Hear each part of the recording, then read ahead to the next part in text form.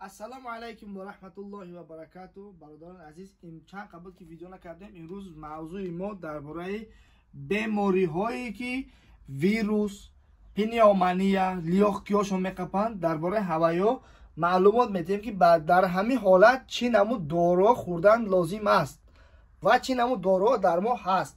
شما میتونید که برای پیشگیری همین ها هم میتونید همین دارو رو بخرین بمونید انشاءالله که استفاده کنید. خب از آن جمله سر میکنیم برای ایمینه وقتی که هم برادر که یا که خواهر که مادر که کسل میشوه بیماری ویروس یا که سرز تسکین نمیداره خوب زنده نمیداره ما همون بیماری اینا برای همون لیمینین این همین کپسولا این همین فلاکون این همین روغن اینا فلاکون این همین یک روز سحر عبد بگاه ای میخری.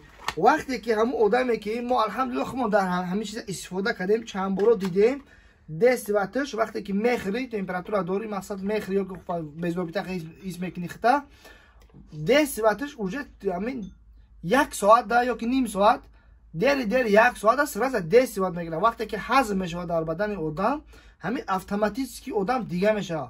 ما ایسه در خدمت مثلا دیدیم مثلا تجربه کردیم که همین چیز پماگت میکنه برای همخیلی بیماری ویروس. از آن جمله برای بیماری ویروس ایشای با هست برای بیماری ویروس این هم خیلی بانک‌ها ده اینا برای پنیومانیا، برای لیاقیو، برای واسپالین لیاقیو اینا برادران عزیز برای ویروس میتونین که اینا چی دارن؟ اینا روغن سم ندارن، الف که مست دارن، دیگه بیماری ها دارن، تیمین دارن، این بیر داره، خب مثلا خیلبه داره. برادران عزیز اینها یکی از بهترین گیاهایی که هستن که بر ضد همین ویروس می جنگن. ما همین چیزا را دیدیم که چه تجربه کردیم، مثلا چندین برادرها دادیم الحمدلله که در هوای رزولت ایشان داد. مثلا که در ویسا که همین کچای خوب بوده مثلا همین چیکار که بعضی همین داروهای هست که میخرن برادرها میبرن دست ود نمیکنه. اینا رو ما ریال ندیدیم که چه یاردم کردم. چندین برادرای ما همچنین برادرای که خدمت کار میکنن هوایا کسل شدن بیمار شدن همه را میخره. والله که سری مومنت شخصا پدر خودم هم که مزاج گرفت ای همین خودم بس همه لو با تاجیکستان روی کردم الحمدلله که همین 20 را مرا همین یاردم کرد. چندین برادرای دیگر هم همین دادیم مثلا یاردم سخت کردن.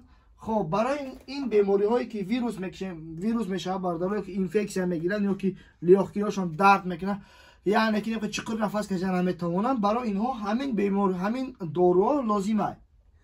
از آن جمله خب برادران عزیز اینا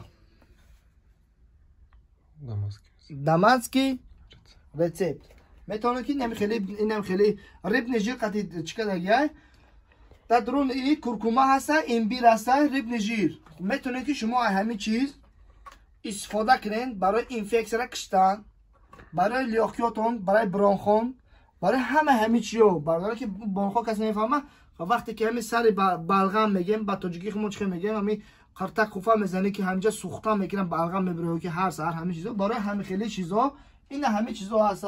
این موضوع هست تراوا هست اینها تراوا زلیون گاری اینا برادران عزیز اینا با هست ریب نجیر هیچ چیز نکن برادران عزیز.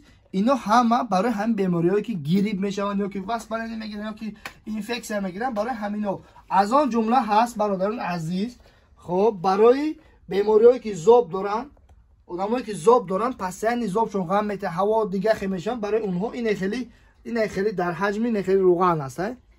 خب سمیسه خلاصه گپ با هسته برادران عزیز برای بیماریای ذوب این خیلی ریب ژیر اینها مراکانسکی جنشن.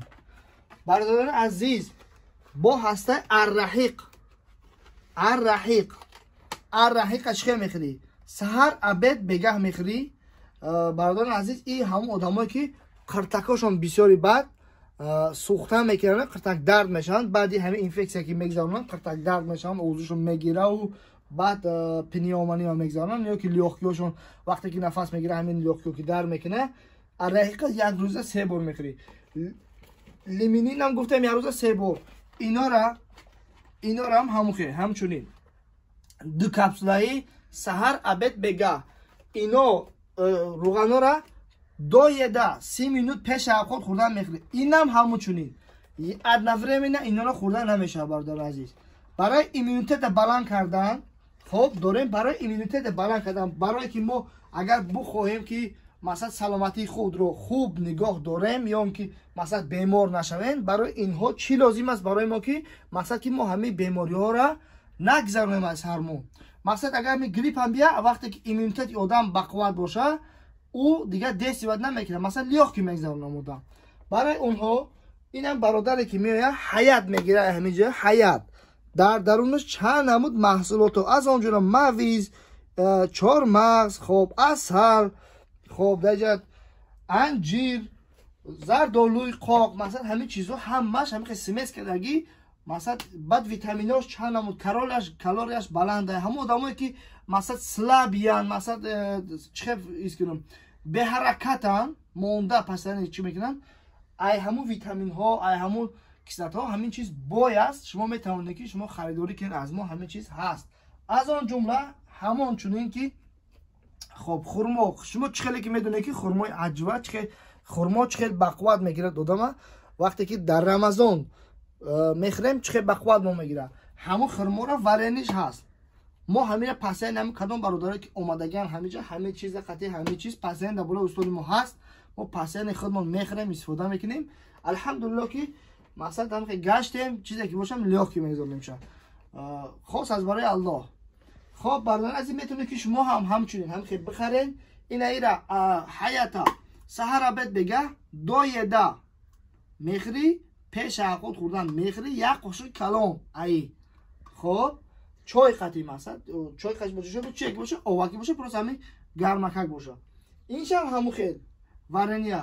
خب بعد برادران عزیز برای شما توصیه میدیم که برای ایمونیته خودتون را بلند برداشتن برای دیگه بیماری شما را خودتون را گم کردن هسته روغن چارنی تیمین با تاجیکی خمون روغن سیاه دانه این پرایز واسه برادرای خمونای الحمدلله که ما داویر کردیم 100% مقصد خمون کردیم میتوانید که برادران عزیز در ما هست دسترس کنین این چارنی تیمین روغن سیاه دانه برای ایمونیته بلند برداشتن به هر چیزی خوبه برای ژلودکا برای بیماری لیاقی مثلا برای بیماری که جین دارن. خب الف که مثلا توجه همین برادر عزیز میتونه که بخرین استفاده کنین بشکن تنهاتون ایمونیتتون بلند بردارین.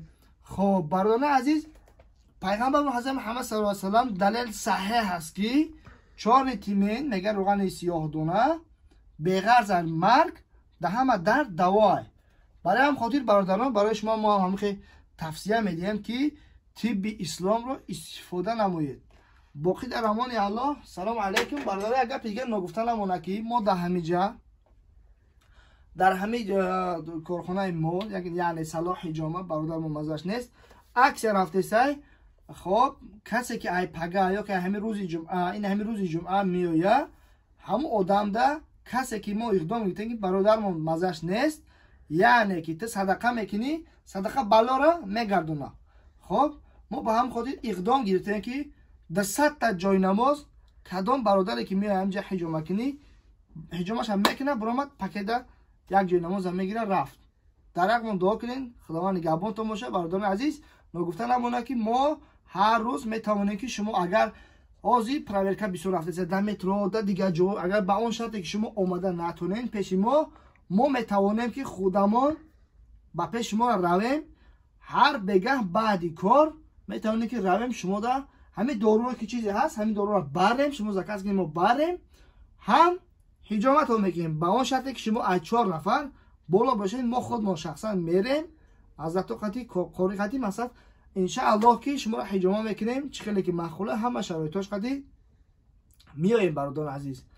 خب برادران عزیز در همین نمرهایی که بالا اکران میبینین زنگ زنین ما در خدمت. باقی در امان الله. سلام علیکم و رحمت الله و برکاته.